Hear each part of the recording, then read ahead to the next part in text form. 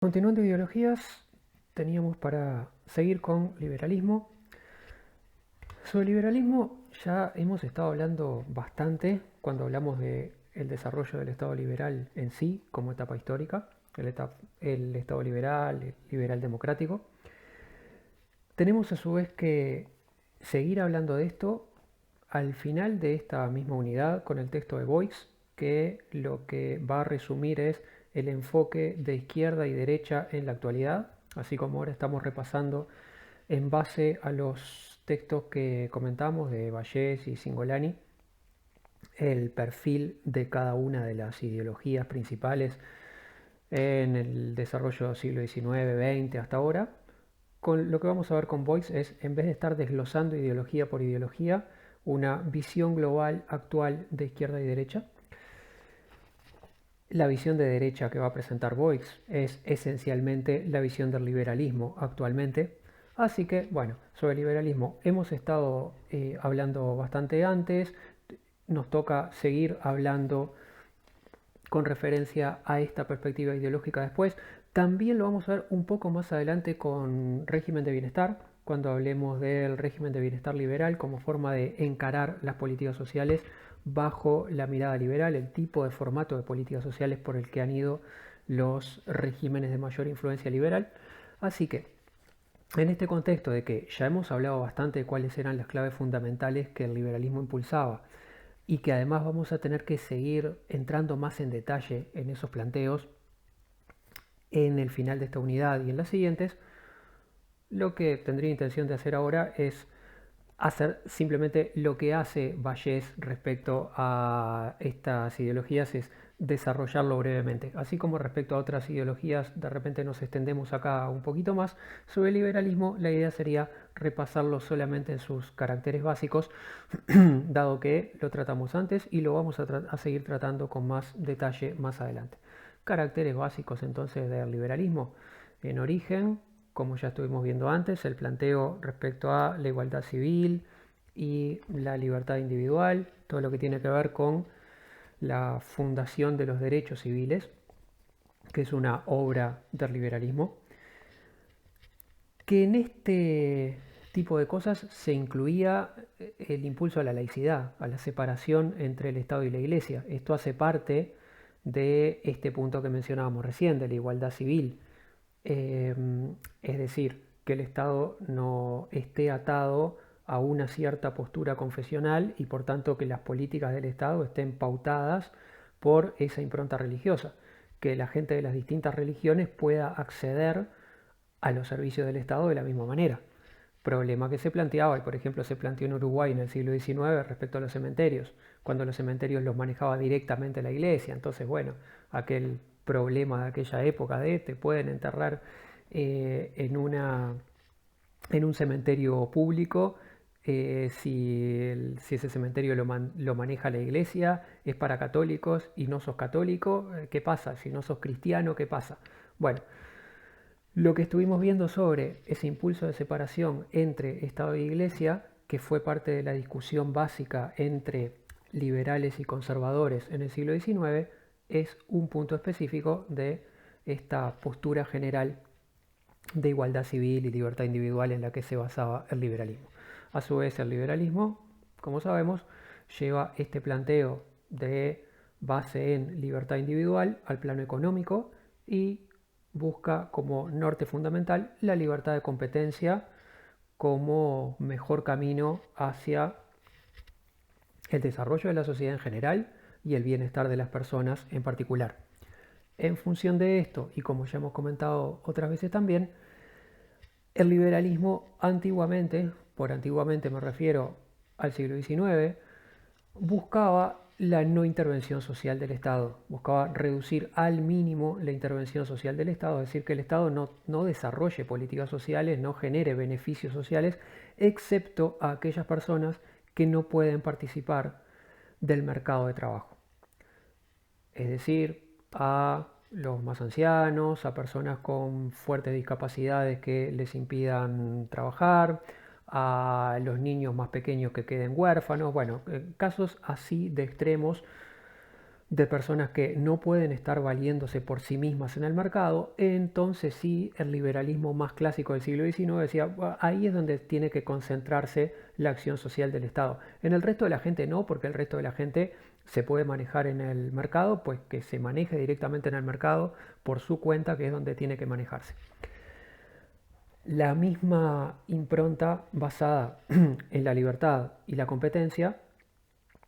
y la expresión de los individuos está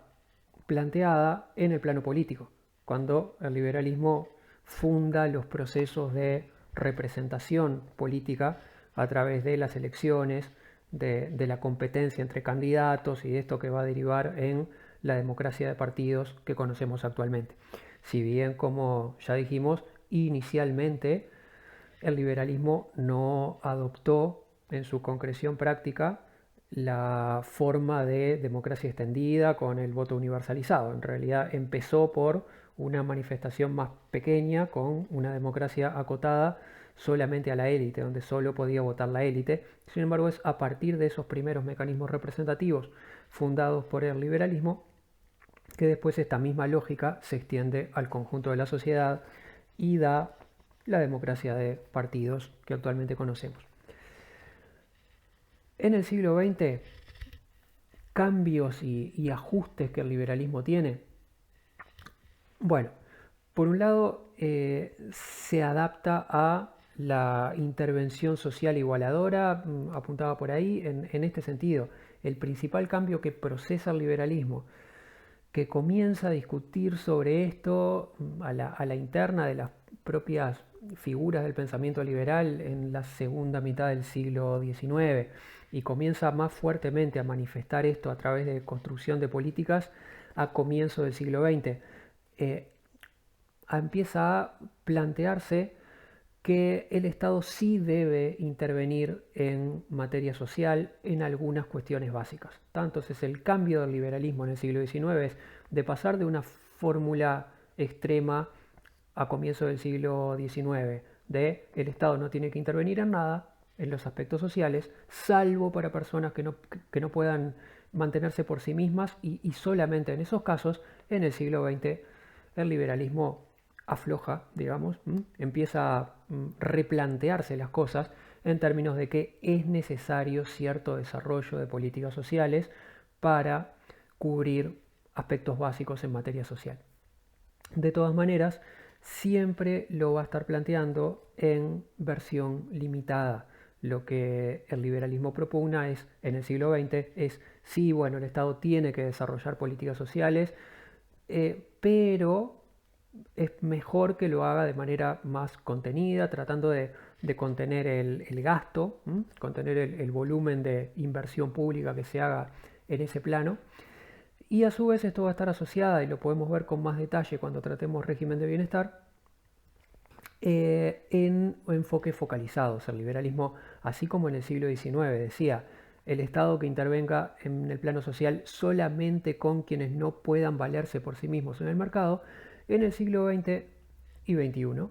va a continuar diciendo, bueno, sí, se necesitan políticas sociales, pero fundamentalmente es mejor que se desarrollen de manera focalizada en las poblaciones más vulnerables,